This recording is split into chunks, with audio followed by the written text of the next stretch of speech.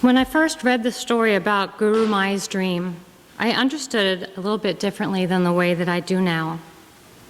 As we recall, Guru Mai asked the beings in her dreams over and over again how she could truly convey the experience of living in joy to the people of this earth. I was very grateful for her persistence because I was eager to hear the answer too. The great being said to her, "That is not easy to do. We all had to travel a long, long distance to reach the abode of joy. And when you get there, you discover it is not a place at all, but a state." I originally thought that the great being was suggesting that the long, long distance that I had to travel to reach the abode of joy was only by death, when I shed my body and rejoined the infinite self. But over the past couple of years, I have discovered that there is another route that leads me to the state of joy, and that is when I journey into the depths of my heart. When I bring my awareness to my heart, I experience peace, compassion, love, enthusiasm, creativity, courage, kindness, gentleness, and connection. This is my abode of joy. My direct experience of the infinite, the ever-present spark, the divine perfection that lives within my heart. Over the past few months, it has been my spiritual practice to pay attention to whether or not I believe I have witnessed and experienced joy. One afternoon, I was watching the Ellen show, and she had highlighted a video that had gone viral with millions of viewers. It was of two young men, Sam and Chris, who were happily dancing while they were working at Starbucks. I thought, oh, well, that's pretty cute. I'm glad they're having fun, but I don't understand why it's gone viral. Well, when the clip was over, Ellen introduced the Starbucks dancers. Sam, who was 17 years old and autistic, wore a huge smile on his face as he energetically rocked back and forth in his seat. Sitting beside him was Chris, who was a manager for Starbucks. The two had met at a camp where Chris had learned that it was one of Sam's dreams to be a barista. Chris, after learning Sam's dream, invited Sam to come to his Starbucks store. It was at this time that Ellen interjected and shared with her viewers that someone had once told Sam that he would never be employable. Sam said, "When I went to the store, I thought I was just going for a formal interview. But when I got there, Chris said, 'Sam, you've got the job.' Well, the audience clapped and cheered, and Sam continued on to say, 'And when Chris told me that I got the job, that moment changed my life. My whole world changed.' Spontaneously, my hands covered my mouth and my heart leaped within my chest as tears started to stream down my face. As I tried to compose myself so I could hear the rest of the interview, we learned that ever since Sam was 4 years old, he wanted to travel to Japan. Well, with Ellen being Ellen, she pulled out a big poster board announcing her plans to send Sam and his family to Japan. The crowd exploded. Sam hollered with glee as his hands spontaneously covered his mouth as he continued to rock back and forth in his chair. Well, heck, after that, I was a complete sobbing mess, and I believe in that moment, I witnessed joy. When I first began my practice of cultivating joy, I wanted to understand the true meaning of joy and where it comes from. In the book, 8 Mindful Steps of Happiness, the author tells us that the Buddha explained that as one matures spiritually, one comes to understand that there is more to life than the pleasure through the physical senses, and that worldly happiness goes beyond sense indulgence. Finding joy through the senses doesn't work because the pleasure disappears almost immediately and may even leave you feeling wretched, empty, and maybe remorseful. We may experience the joys with things such as reading, watching a good movie, or other forms of mental stimulation and entertainment. We also may experience the wholesome joys of the world, such as helping people and being of service. He continued on to teach, but stable joy doesn't depend on conditions, and that joy arises in hopeful anticipation of happiness. Wouldn't it be great if we could live in the state of stable joy all the time? And I asked myself, when am I not feeling that state of joy, and why is that? My heart, which is the sacred home of the divine, my abode of joy, is right here. It is beating, alive, and active, and can sometimes feel like it's miles away. And with that awareness, I stepped into action. For many months now, I have been walking on the path to cultivate joy with every moment of my day. Sometimes seems daunting, I know, but I know that it's possible because the sages and mystics have told us so.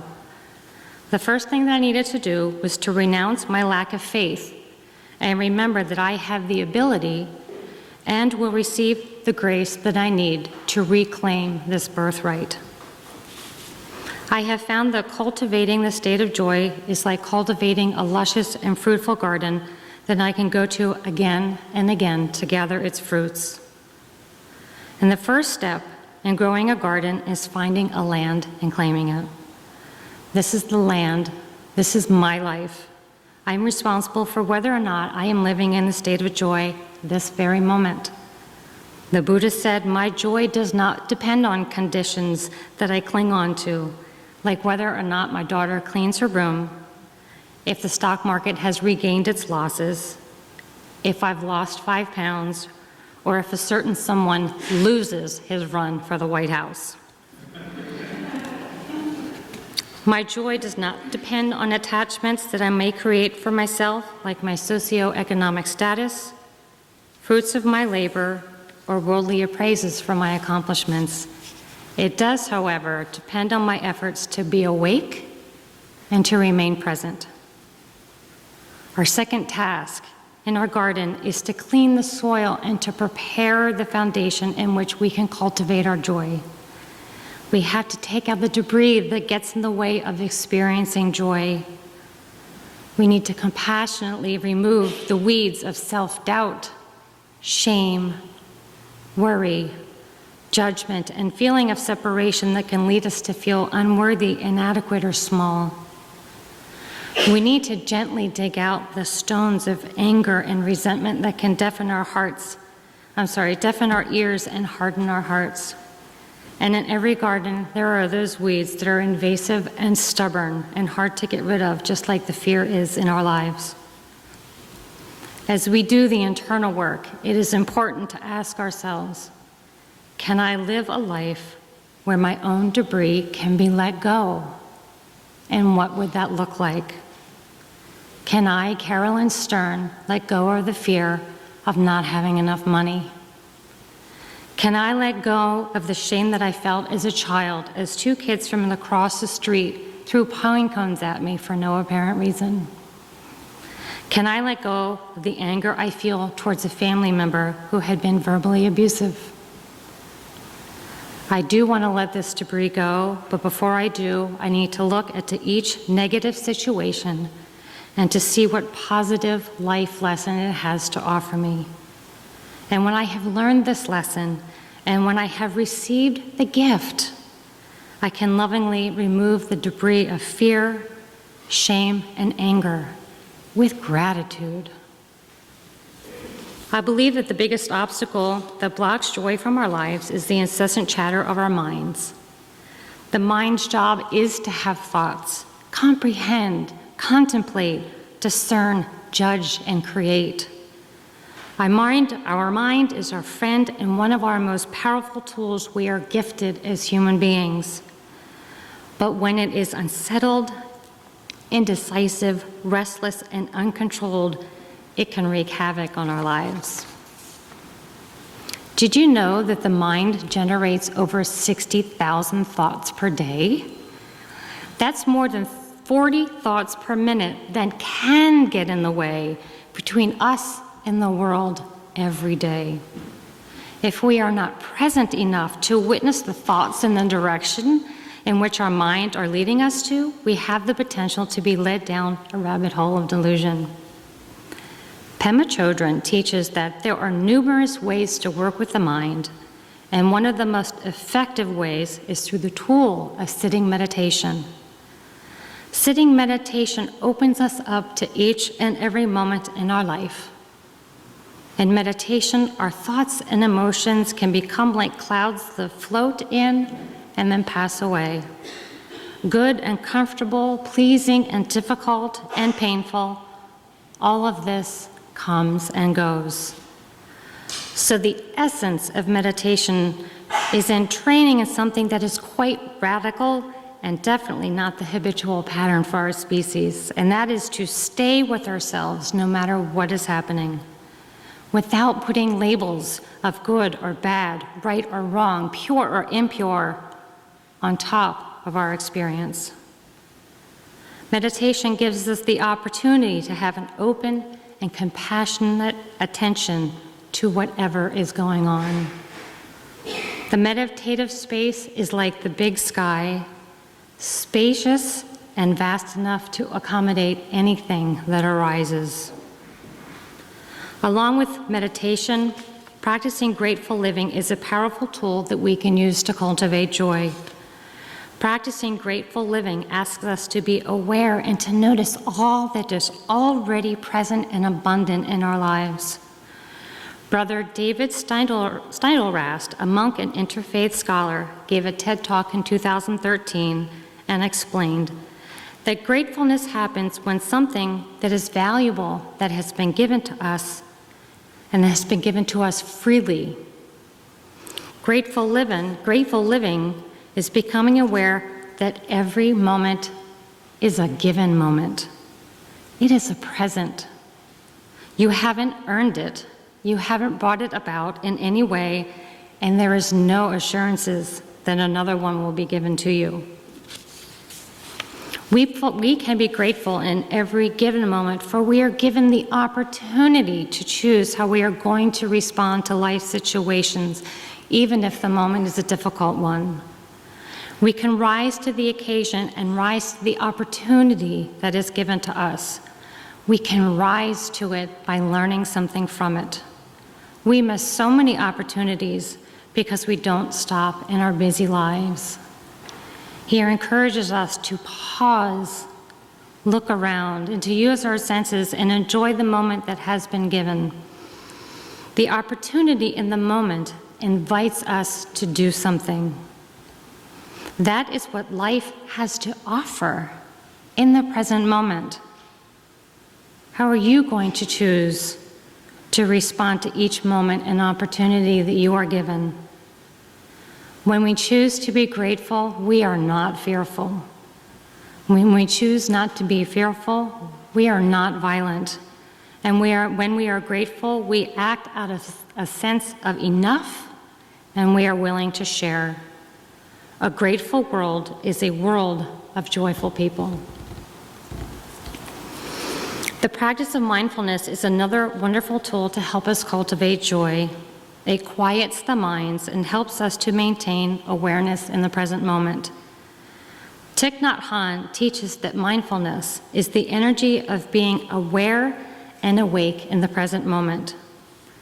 It is a continuous practice of touching life deeply in every moment of daily life. We can bring our bodies and minds into harmony while we wash the dishes, drive our cars, or take our morning shower. It leads to concentration, which also brings us insight, and insight has the power to liberate and set you free. For me, I understand mindfulness as a way to experience the peace and the depth of another reality, not as an escape from this one, but as a doorway to rediscovering the divine. When my mind is running to and fro, it will overlook the subtle ways that God is trying to talk to me. During the summertime, I usually like to have my breakfast outside in the garden, and I love to watch the creatures scurry and flutter about, especially the birds and the bees. I search for how the divine spark of God is expressing itself through them as they go about their busyness. And if I am not mindful, I will see a bird and go, oh, well, there's a bird. But I'm really not seeing that bird at all. I'm only seeing the mind's quick version of what it perceives the bird to be. But when my mind is settled in the present moment, I see much more. I pause and become curious about the bird. I listen closely to its beautiful song, and I watch how its beak opens and shuts very quickly as it sings. I notice how different its song is from the other birds. I feel happiness when I watch it feed its young. Its playful energy is contagious, and I imagine what it would be like to be able to fly. Within a moment, I become aware that this bird experiences freedom in a way that I do not. And I realize that this bird has something to say. It asks, do you sing your divine song? Do you allow yourself to play as hard as you work? And what stories do you tell yourself that create the illusion of imprisonment? This concentration brought me great insight as the opportunity in that moment to see the barriers that I had created, which blocked my heart's true nature and fullest expression of joy. Reconnecting with my heart gives me the opportunity to cultivate love, passion, and compassion, love, patience, and compassion for myself. And before heading back inside, I offer gratitude to this little songbird, for she helped me uncover and rediscover my abode of joy and guided me closer to liberation. When our spiritual practice is cultivating joy, we allow ourselves the opportunity to remove the self-inflicted veils that cover our true nature. And as we rediscover the abode of joy, we will uncover our true nature and to have the desire to share that joy with others. With meditation, mindfulness, and grateful living, our souls can be touched, and we are welcoming the opportunity to realize the potential of stable and unshakable joy. Pursuing and cultivating joy in our lives is an unselfish act, for when we seize the opportunity to rediscover our hearts time and time again, we can offer its fruits of love, patience, compassion, presence, openness, and loving kindness to one another. We can be courageous, and we can take the risk of sharing our hearts to fall in love over and over again. We all have the potential to be the great beings who walk this earth, to embody joy and to radiate its bliss. Thank you.